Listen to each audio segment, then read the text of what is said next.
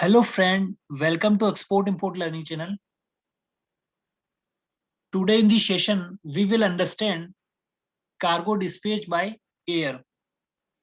So in previous session, we have understand cargo dispatch by the sea. Okay, so यहाँ पे mode of shipment की बात कर रहे हैं.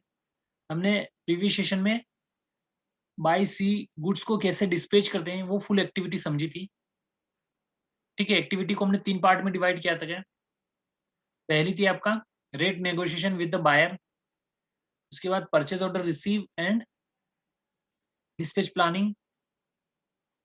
ठीक है, नेक्स्ट स्टेप थी कस्टम क्लियरेंस प्रोसीजर और लास्ट स्टेप थी पेमेंट के लिए डॉक्यूमेंट बैंक को सबमिट करना. ठीक है, तो this activity we have already learn in the sea export, but in case of air इसमें थोड़ा सा डिफरेंस आएगा, वो हम इस सेशन में समझेंगे. So the activity of the rate negotiation and quotation are the same just like a import, just like a by sea. तो बाई सी में भी हम अपने बायर से रेट कोटेशन लेते हैं गुड्स का और पीआई पीओ बनाते हैं. तो इसमें भी सेम वही होगा. प्रोसीजर स्टार्ट होता है फर्स्ट कि जैसे ही हमारा गुड्स हम अपने सप्लायर को भेजते हैं एज ए सैंपल, वो अप्रूव्ड हो जाता है. उसके बाद रेट नेगोशिएशन होती है. ठीक है, रेट नेगोशिएशन होने के बाद में हम क्या करेंगे, एक एक्टिविटी और होती है वो जिसे पेमेंट टर्म और इनकोटर्म्स कहते हैं, वो हमें डिसाइड करना है. तो ये चीज हमें डिसाइड करने के बाद ही हमारा परफॉर्मा इनवॉइस जनरेट होता है. ठीक है, सो यहाँ पे हमें देखना है कि पेमेंट हम कैसे लेना चाहते हैं. Okay, so if you want to take payment in advance, we mention payment term in PI advance. Okay, अगर हमारी नेगोशिएशन हुई है document against acceptance, acceptance means 30 days, 60 days, 90 days, 120 days, जो भी डेज फिक्स हुए हैं कि after dispatch goods payment will release in this days. So यहाँ पे उस चीज का हमें ध्यान रखना है कि क्या हमारे लिए सुटेबल करेगा. ऐसा नहीं कि हम 120 दिन हमने ले लिए लेकिन हमारे पास अभी पैकिंग के और ट्रांसपोर्टेशन के पैसे नहीं है. So we need to be careful at this stage कि हमारे पास अगर फंड नहीं है तो हम पेमेंट एडवांस में भी ले सकते हैं कुछ परसेंटेज, या 30 डेज रख सकते हैं, 60 डेज रख सकते हैं. सो ये हमें बहुत ही ध्यान से स्टेप लेना है. ठीक है, फंड का हमें इस पे ध्यान रखना है. अगर डीपी की बात करें तो डॉक्यूमेंट अगेंस्ट पेमेंट. तो यहाँ पे डीपी में क्या होता है, डॉक्यूमेंट्स हम जैसे ही जमा करेंगे उसके अगेंस्ट पेमेंट आ जाएगी. मतलब कि जैसे डॉक्यूमेंट हमने बैंक को जमा किए, बैंक पेमेंट कर देगी. ठीक है, थर्ड है एलसी. तो एलसी का है एज पर टर्म, एलसी में जो भी टर्म्स होगी उसके अकॉर्डिंग पेमेंट होगी. सो ये इनको टर्म्स बहुत ही इंपॉर्टेंट होती है. जब भी we export the goods from our factory, we need to keep in mind that appropriate decision we need to take while preparing the performa invoice. So जब भी हम performa invoice बनाते हैं ये चीज हमें ध्यान रखना है. अगर हम इफ इनको टर्म्स की बात करें, so this is also very important task कि जब हम अपना परफॉर्मा इनवॉइस बना रहे हैं तो इनको टर्म्स क्या रखें.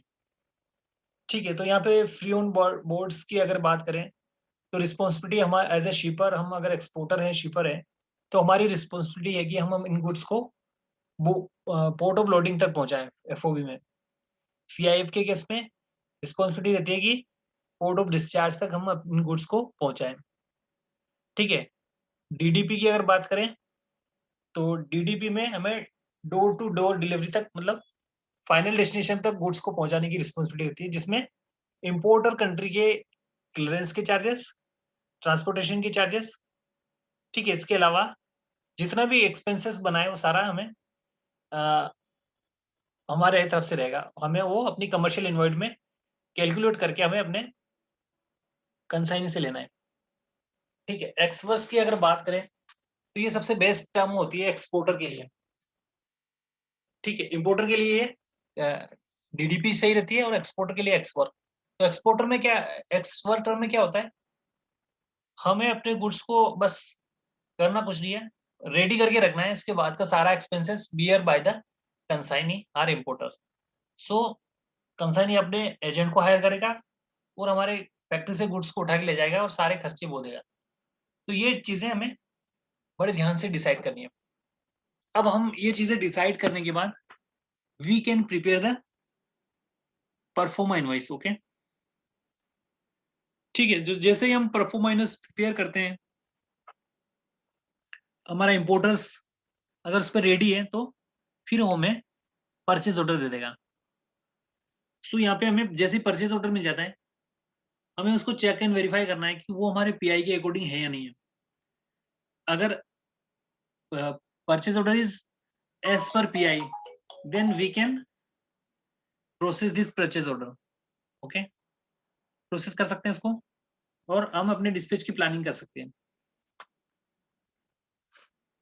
ठीक है, अगर परचेज ऑर्डर हमारा पीआई के अकॉर्डिंग नहीं है तो हम उस पर फिर से रिमार्क्स डाल के अपने इंपोर्टर से क्वेरी करेंगे।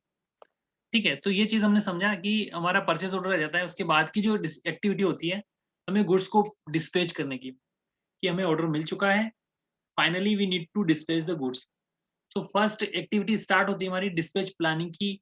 It's called the CHA and freight forwarder rate. तो यहाँ पे हम क्या करेंगे, सीएचए से और फ्रेट फॉरवर्डर से हम अपनी शिपमेंट का रेट लेंगे कि भाई हमें ये गुड्स बाय एयर एक्सपोर्ट करने हैं, आप हमें रेट दीजिए। सो यहाँ पे हमारे कई सारे सीएचएस हो सकते हैं, फ्रेट फॉरवर्डर हो सकते हैं, तो उन सबको हम एक ईमेल बना के सेंड करेंगे कि please give your rate for this destination, the volume of shipment is this.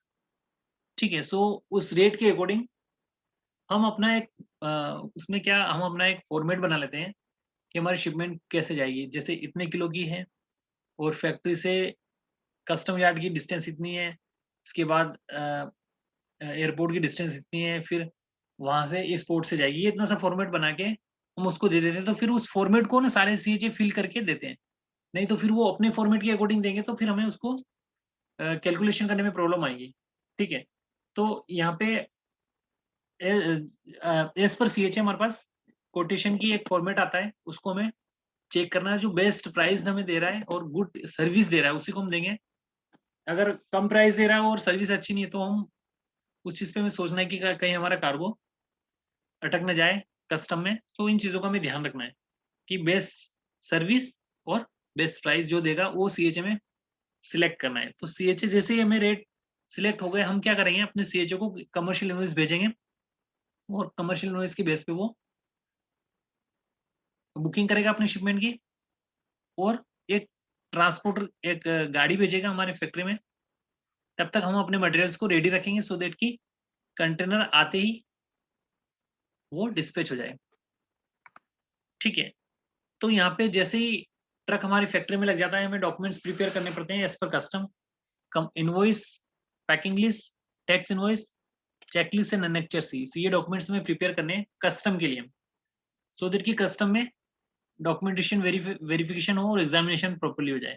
ये document set of documents requirement of the custom होती है। ठीक है, सो इनको we can say the pre shipment documents, because that we have prepare this document before the dispatch shipment.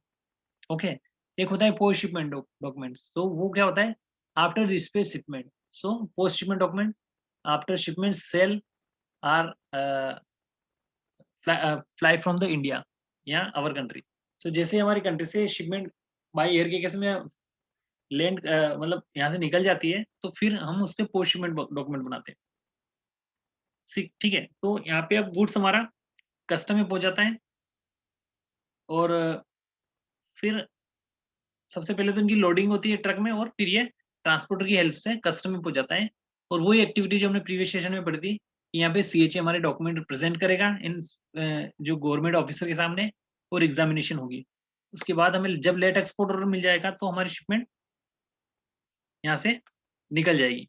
So guys, आज के इस session में हमने एयर की शिपमेंट के डिस्पैच एक्टिविटी के बारे में जाना, जिसमें हमने समझा कि पीआई को प्रिपेयर करते हुए हमें किन चीज़ों को ध्यान रखना चाहिए। उसके बाद में जब हमारा परचेज ऑर्डर आ जाता है तो हमें अपने गुड्स की डिस्पैच की प्लानिंग करनी होती है। आफ्टर दैट गुड्स हमारे डिस्पैच हो जाते हैं और फाइनली एक्सपोर्ट हो जाते हैं। So guys, thank you for watching the session. Have a nice day.